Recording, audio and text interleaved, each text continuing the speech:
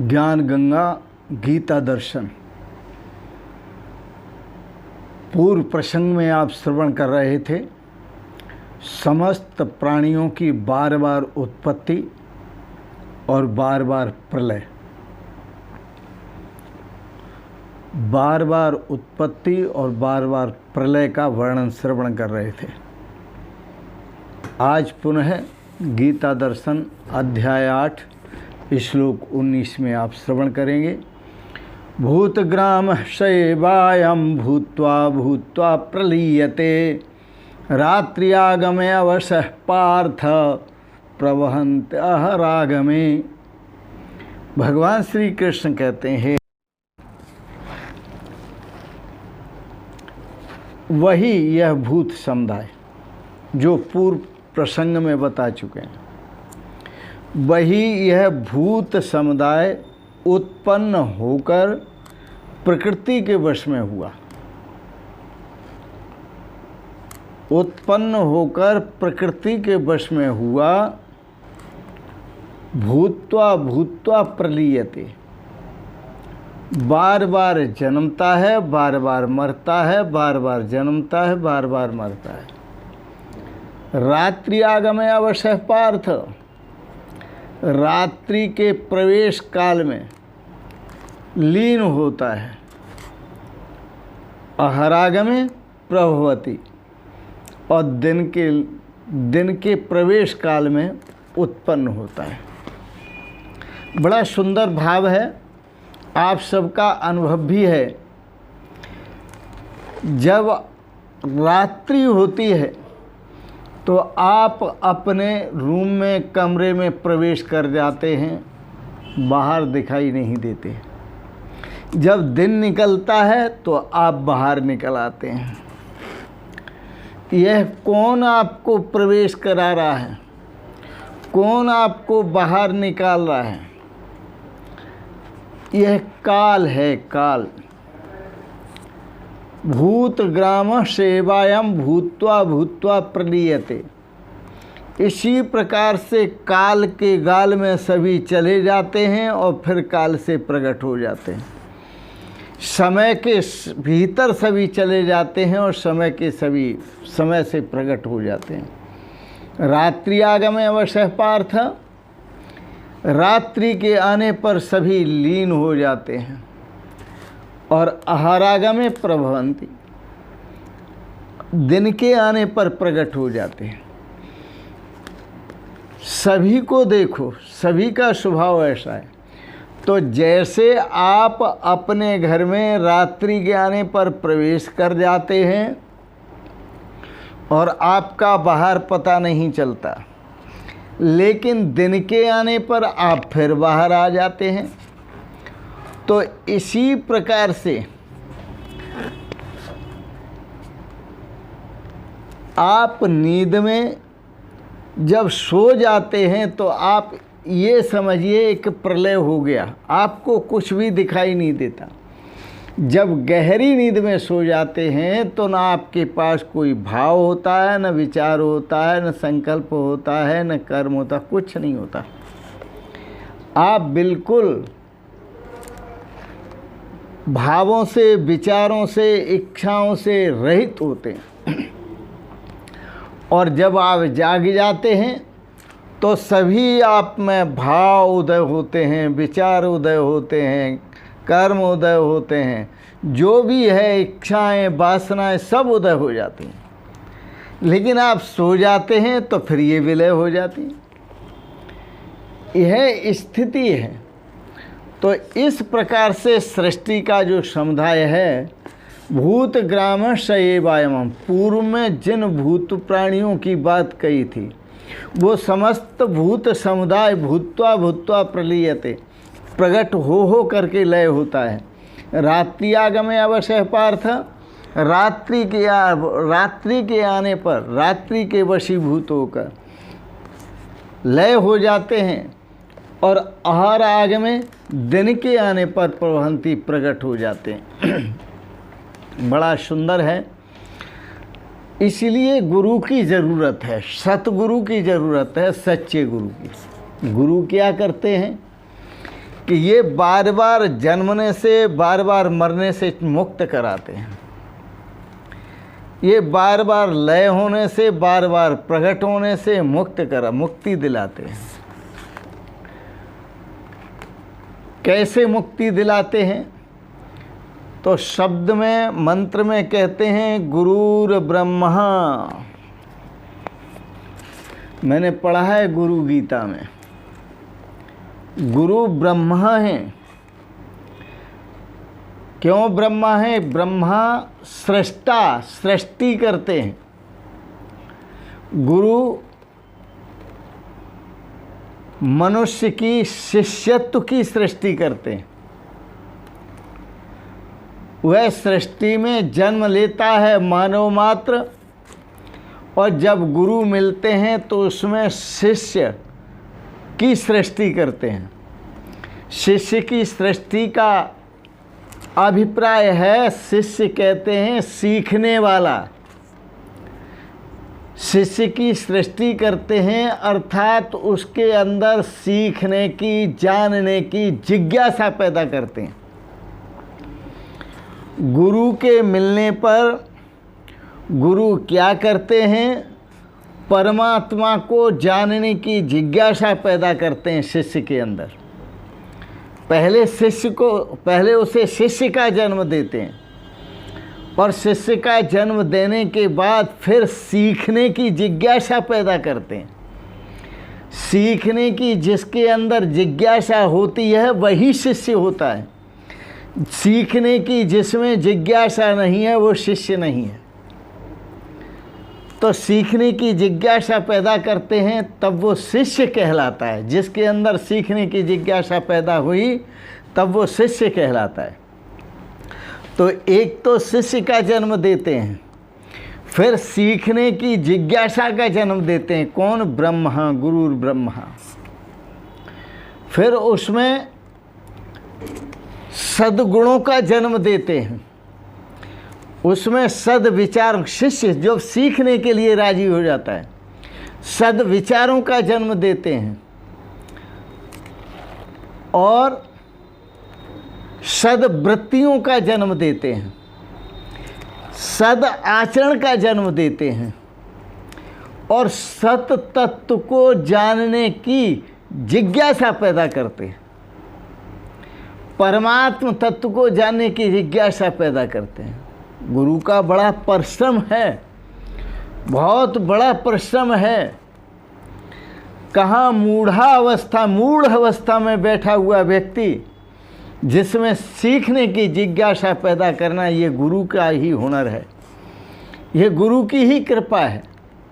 फिर तो पहले शिष्य को जन्म दिया, फिर सीखने की भावना को जन्म दिया, जिज्ञासा पैदा की सीखने की, फिर गुणों को जानने की, सीखने की, गुणों को एकत्रित करने की जिज्ञासा पैदा की, फिर उन गुणों को आत्मसात करने की जिज्ञासा पैदा की, फिर सद्विचारों की जिज्ञासा पैदा की, फिर सद्वृत्तियों की जिज्ञासा पैदा की, फिर अपनी संस्कृति की जिज्ञासा पैदा की। ये सब जिज्ञासाएं कौन पैदा करता है?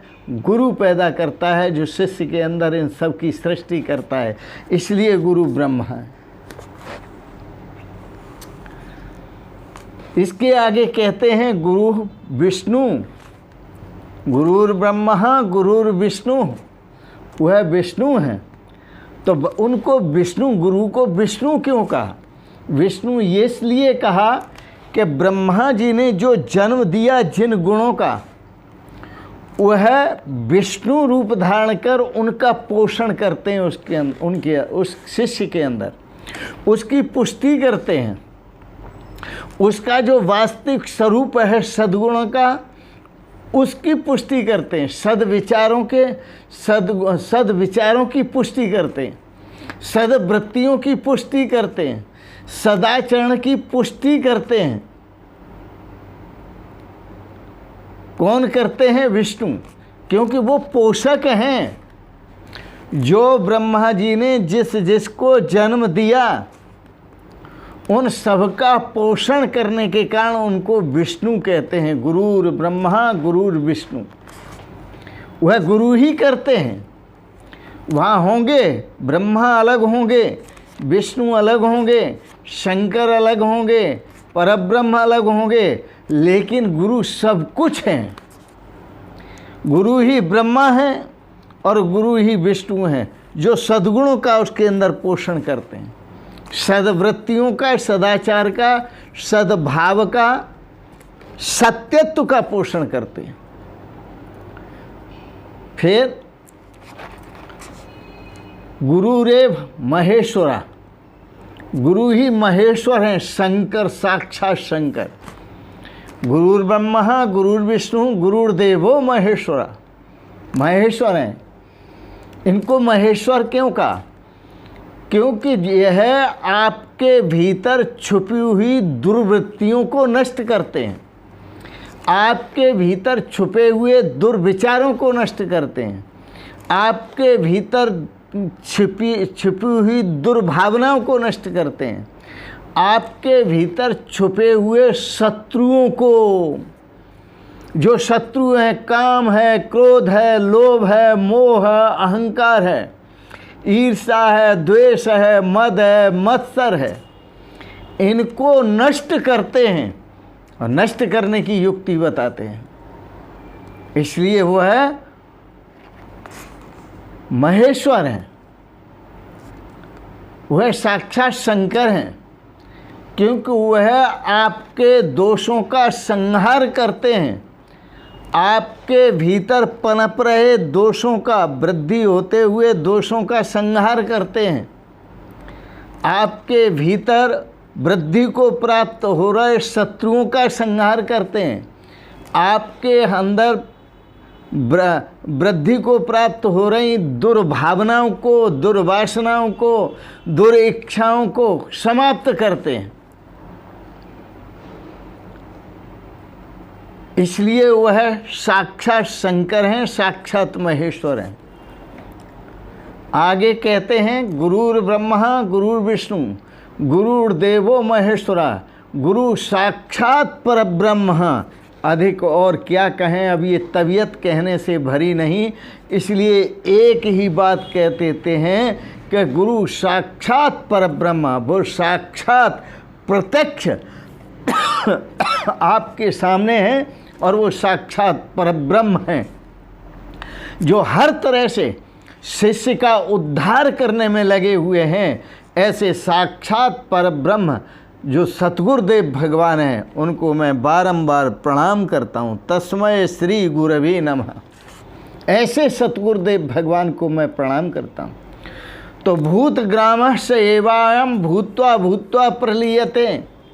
आपके भीतर भी नाना प्रकार की वासनाएं, नाना प्रकार की भावनाएं, नाना प्रकार की कामनाएं, नाना प्रकार के विचार, अच्छे भी उदय होते हैं और बुरे भी उदय होते हैं, और उदय हो करके प्रलय हो जाता है उनका।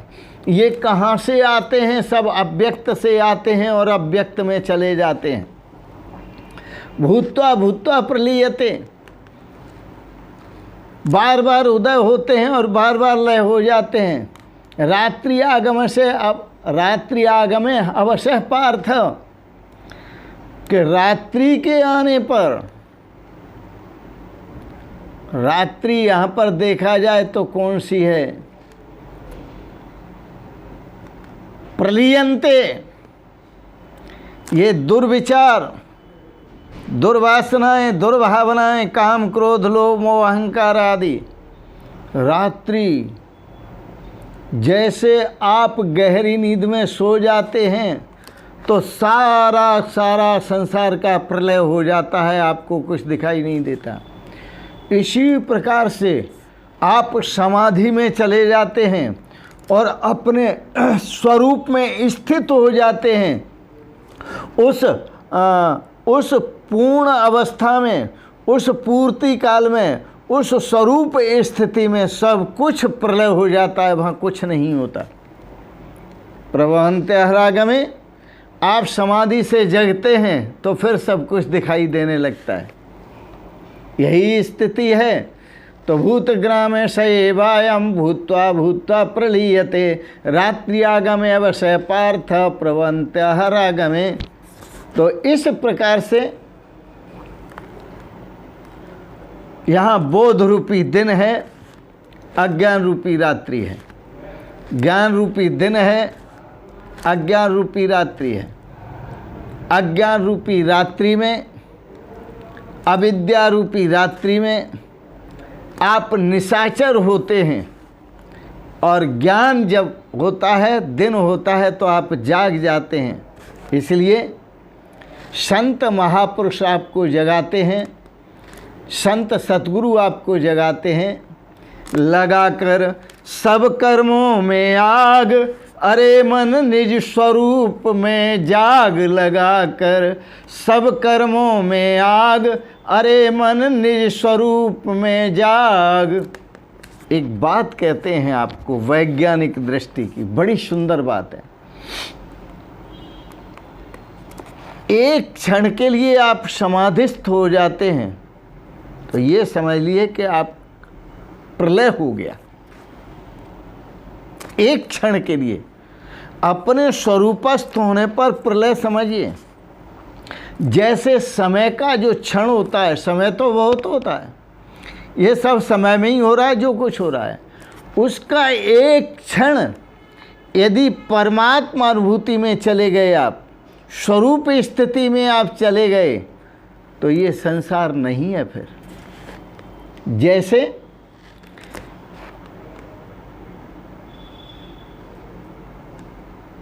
कण, अणु और परमाणु।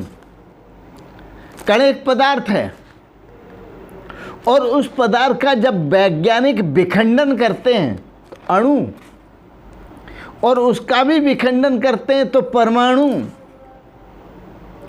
तो कण, अणु और परमाणु ये दोनों तीनों ही पदार्थ हैं, ये तीनों ही पदार्थ हैं। लेकिन परमाणु का जब विखंडन करते हैं तो वह पदार्थ खो जाता है, केवल ऊर्जा होती है वह। उसको ऊर्जा नाम दिया उन्होंने। अब पदार्थ नहीं है।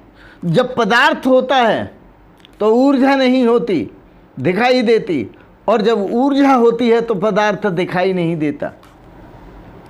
इसी प्रकार से जब स्वरूप अनुभूति होती है तो संसार दिखाई नहीं देता, और जब तक संसार दिखाई देता है तब तक समझना स्वरूप अनुभूति नहीं होती।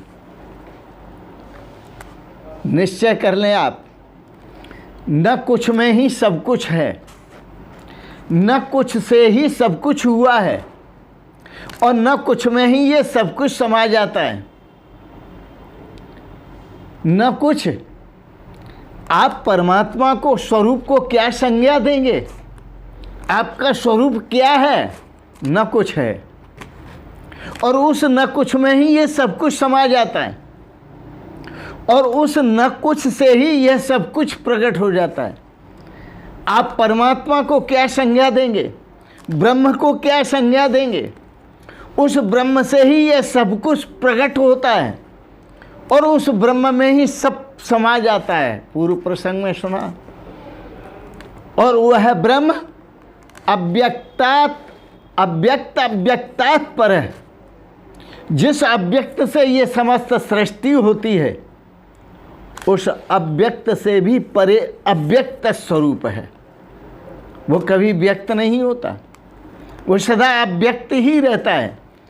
इसलिए भगवान श्री कृष्ण कहते हैं भूतग्राम शयेवायम भूत्वा भूत्वा प्रलीयते रात्र्यागमे अवशय पार्थ प्रवहन्तः रागमे। आज इतना ही। शेष अगले प्रसंगों में आप गीता रोज सुने। गीता के सम ज्ञान नहीं, यह बहुत पवित्र ज्ञान है। यह स्वरूप तक पहुँच, स्वरूप का बोध कराने वाला ज्ञान है। यह परमात्मा तत्व का बोध कराने वाला ज्ञान है। आज इतना ही। बिना सद्गुरु की कृपा के यह आत्मबोध ब्रह्मबोध नहीं होता। यह रहस्य बिना गुरु की कृपा के समझ में नहीं आता।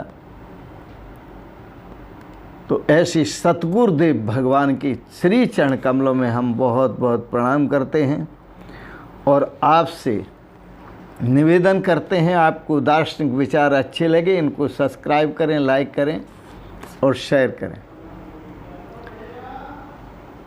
अंत में ब्रह्म स्वरूप स्वस्वरूप स्वरूप आप सभी को सादर प्रणाम करता हूँ। ओम शिवोहम शिवोहम शिवोहम।